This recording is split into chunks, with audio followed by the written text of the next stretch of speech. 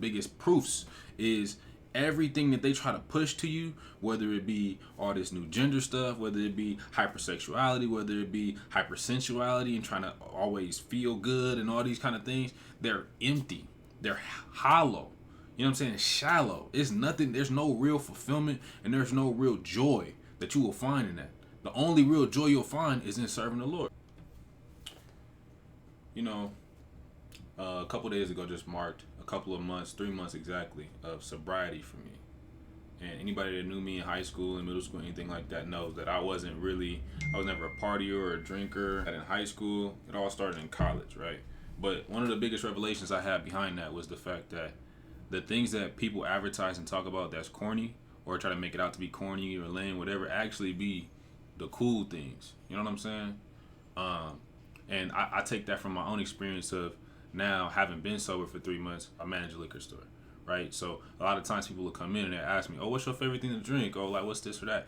And I used to drink, so I tell them, "Oh yeah, this is good, that is good, whatever, whatever." But even with saying that, I'd be like, "But I don't drink."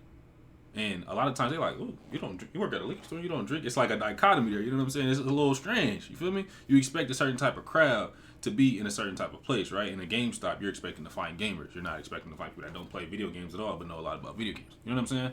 So it's always an interesting look I get from people. But every single time that I'm able to say, "Hey, actually, yeah, I know such and such and such. This that good tequila, this the good vodka, this the good whiskey, whatever," but I can still tell them, "But I don't drink though." Or sometimes we have taste testers, we have demo samplers where they're giving out free samples to customers, try to get them to buy a certain bottle. And I could tell them, actually, no, they try to offer me a free sample. No, I don't drink. But you can give my assistant or my cashiers, they can have a sample. But me personally, I don't drink. You know, that's something that's so cool to me. It's so dope to me. And I found that can apply to a lot of other things in life too. You know what I'm saying? As you growing up, as a dude in high school, whatever, everybody know. You know what I'm saying? We was trying to rack up the numbers. You feel me? To try not to get too vulgar. We was trying to go up with our numbers. We were trying to see who can do the most, this and that, who can have the most pictures of this and all that kind of stuff. But as I got older, I started to realize, as I got more mature, I started to realize that the more cool thing is to be able to say, actually, I don't got this female and that female and that female and that female. I just got one. You know what I'm saying? I just be with her. You know what I'm saying? But people try to make that out to be corny or lame, but that's really the cool thing to do. You know what I'm saying? Because, and I think this is the biggest part that in my own spiritual journey and just in general in my journey in life and maturing, is I've realized that as you have what is considered cool, the cool thing got something attached to it. It's not just cool for the sake of being cool and that's it. That surface level, it look cool. You feel what I'm saying? Having all them females look cool. Till you get an STD, till you get one of them pregnant, till you in all this drama, till you spiritually you at war in your own mind because you got all this energy coming at you. You know what I'm saying? Drinking and smoking and turning up, it look cool until you hung over the next day. Until you can't, you know what I'm saying? Like until you got all these heart issues and health issues and whatever, and you depressed and all these different things. Like that's the biggest takeaway I've had from my sobriety journey is understanding that what is advertised as cool is really not cool. And what is advertised as lame is really not lame. You know what I'm saying? Everything is backwards. And me personally, I'm a big believer in God. I'm a big believer in the Bible. Jesus Christ is my Lord and Savior. And that's one of the things that I've learned, and even in the Bible to talk about it, is you'll be persecuted for your beliefs. You'll be looked down upon, and people will make it seem like you the lame one or you the weird one because you actually aligning with God's principles. You feel what I'm saying? And that's just one of the biggest, like I said, I keep saying it, but that's just one of the biggest things and the biggest proofs is everything that they try to push to you, whether it be all this new gender stuff, whether it be hypersexuality, whether it be hypersensuality and trying to always feel good and all these kind of things, they're empty. They're hollow. You know what I'm saying? It's shallow. It's nothing. There's no real fulfillment and there's no real joy that you will find in that.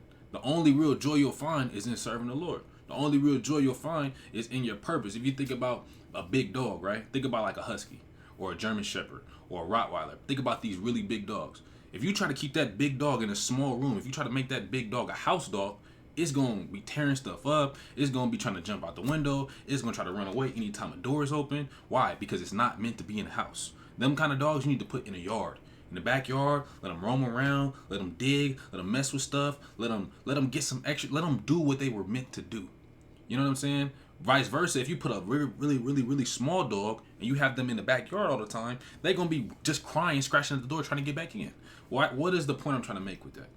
Everything is designed for a purpose. Everything is made in a certain way. If you are not fulfilling your purpose, if you're not doing what you were designed to do, you're gonna be miserable. And that's exactly what happens with a lot of people. We wonder why depression and anxiety and all these things is so rampant today. It's because a lot of people are doing things that they were not meant to do. We as people, we as humans made in the image of God, we were meant to do what? Serve God and worship God. And I found that the more I walk in his principles, the more I'm serving him, the more I'm putting him first, the more I'm aligning with what he wants from me, the more fulfilled I am, the more joy I have. And it doesn't have to be directly tied to circumstances or is the moment, is everything in my life going perfect. It's not about that. Because there's times I bet where a lot of people have experienced their life, everything around them is exactly what they wanted it to be, but they're miserable.